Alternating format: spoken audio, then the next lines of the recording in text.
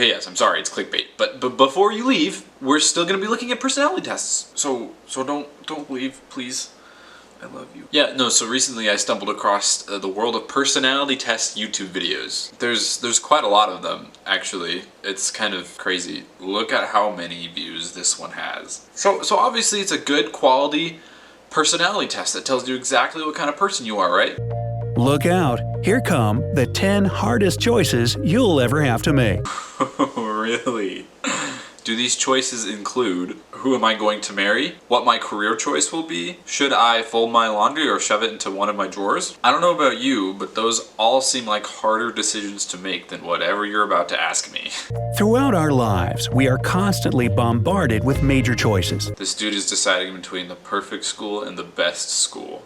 Does someone want to tell me what the difference is? Cause like, wouldn't the perfect school also be the best school because it's perfect? Wouldn't that kind of be like how all squares are rectangles but not all rectangles are squares? You need to choose between option A and option B. So this is like the Kobayashi Maru test in Star Trek, huh? What is that again?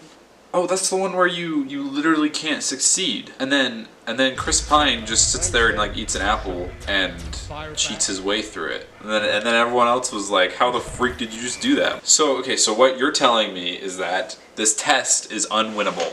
There are no right answers. This personality test, it's ultimately designed for failure. So it doesn't matter what we answer because we're just destined to fail. So then what's the point? I mean, at least the test with which you're referring to analyzes the person's reaction to pressure and stress and failure. What's this personality test supposed to do? Okay, I'm sorry. Am I looking too much into this? Let's just take the test. Would you rather A, be the smartest person around, or B, the most charming? Okay, so we're faced with a similar square rectangle fallacy. If you are the smartest person around, wouldn't you also be the most charming?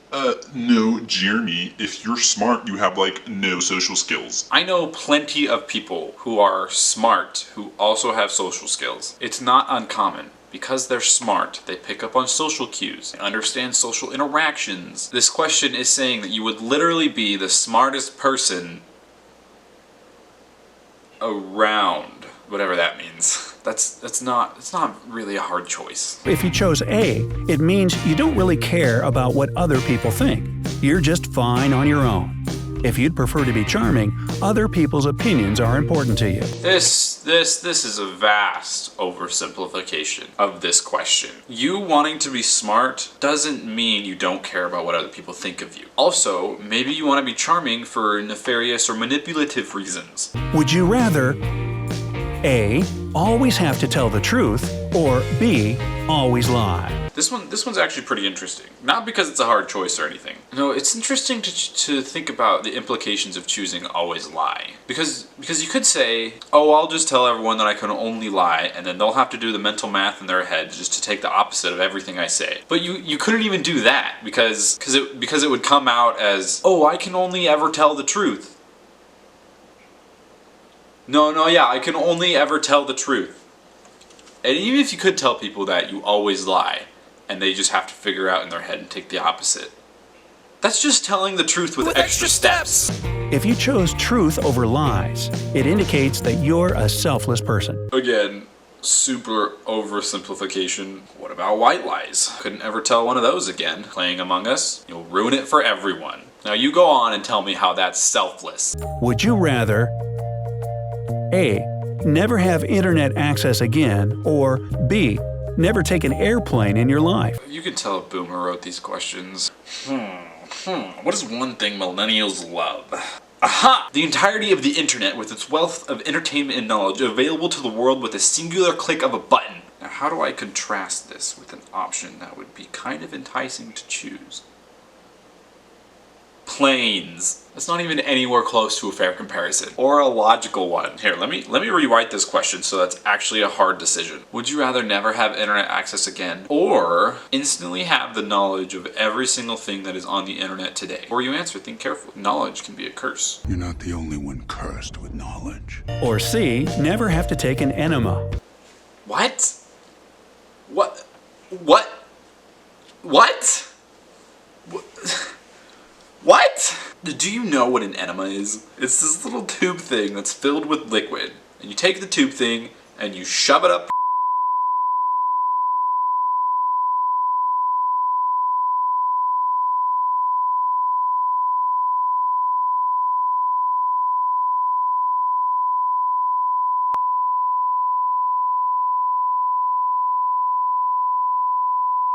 like a volcano. So true story, I was super complicated. I was super constipated once, and I actually had to use one of these things. And let me tell you, it was the most uncomfortable experience of my entire life. Why did he mention an enema? What was it supposed to be? What? Choosing the internet over flying could mean that you care a lot about the environment. Or, hot take, maybe you just want to have what could be widely considered as a basic human necessity. Did you know, statistically speaking, more people have access to cell phones than they do running water? That is also a very old statistic and one that a lot of people already know. Yeah, 2013, this article was written. But I mean, just like think about life without the internet for a second, okay? No more email, no more paying rent, no more checking to see how much money is in your bank account, no more easy and convenient mass storage of photos, no more Zoom meetings. Would you rather A, find true love, or B, win $1 million?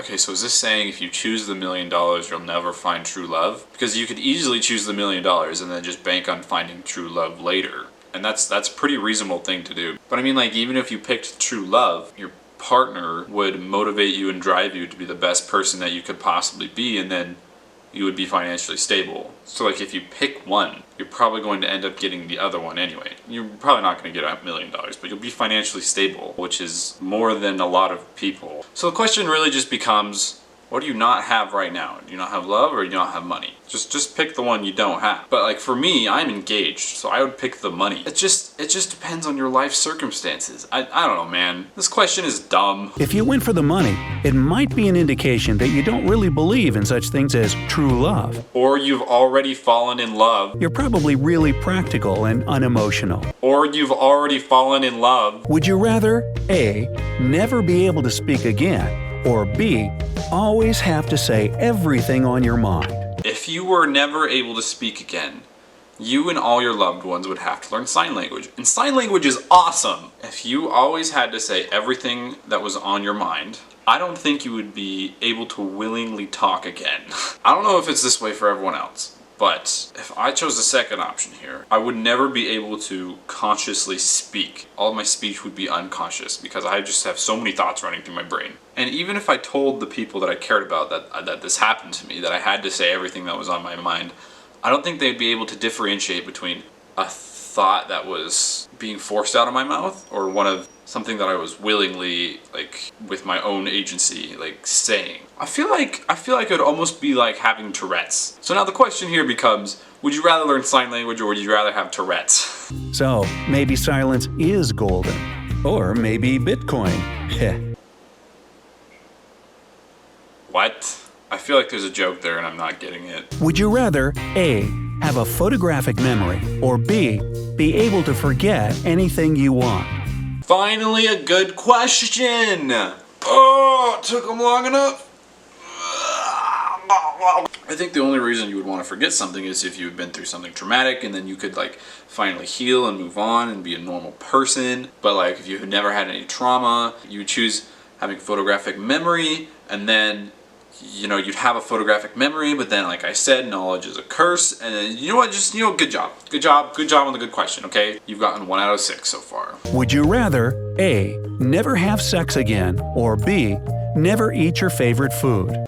And we're right back at the bottom of the stupid barrel. Let me just rephrase this question really quick. Would you rather be able to experience an immense amount of pleasure, followed by the opportunity to watch your child grow from a little tiny human to a full-grown adult, ready to make a difference in this world? Or never eat steak again? Is there really anything else I need to say about this? And if you opted for food, well, you must really love food. I do. Was that supposed to be a joke, or did he just say it wrong? Because he was supposed to said, if you opted for never having food, you must really love sex. But like, He said, if you opted for never having food, you must really love food. So, was that supposed to be a joke? Honestly couldn't tell. It was just really bad execution. Would you rather A. be the only person in the world to live a happy life, or B. be the only person in the world to live an unhappy life? So like, this seems like a paradox to me. Like, I really don't think you would be able to be happy for that long in a world full of unhappy people. So now the option becomes either you're sad and everyone else is sad, or you're sad and no one else is sad. Can you really be happy in a world where there are only unhappy people? You just said the question doesn't make any sense. Would you rather A. be the first person to discover an inhabitable planet, or B. be the inventor of a drug that cures a deadly disease? So you find an inhabitable planet, which is just a planet that you can't live on, which makes your discovery next to worthless. Wow. Wow, good job. You found another one of the billions of planets in our galaxy. We applaud you. Here is a medal. Or you could potentially cure cancer. Hey, remember when he said these questions are going to be hard? Both of these things are so important for humanity. But curing a disease means that you can save a lot of people right now. While discovering a planet would be a huge leap in technology, but only in the long term. So you'd probably never be able to see it in person anyway. Does he mean an uninhabited planet? Because that kind of changes the question quite a bit. There's still a lot of unanswered questions tagged along on this. Is the planet capable of sustaining human life? How far away is it? Do we have the technology to get there? Is it even possible if we did have the technology? I don't have enough information. I'm choosing saving a bunch of lives. Would you rather A. be poor but be able to help people, or B. get incredibly rich by hurting other people? Okay, how poor are we talking here? Like, there's a homeless person pictured here, but is that what they mean? Do we have to be homeless to help people? When you say help, what exactly does that mean? Like we're too poor to buy them basic necessities, so I assume you don't mean that. Can we get a job and continue to help other people, or do we have to stay homeless? What about the other end of the spectrum? When you say hurting other people, do you mean like actual physical violence, or do you mean we just slightly become a prick? There's too many unanswered questions. Bad question. Boo. If you chose option A, it means you're someone who cares about other people more than yourself. As for choosing B, well, it's pretty much the opposite. Wow, really? What?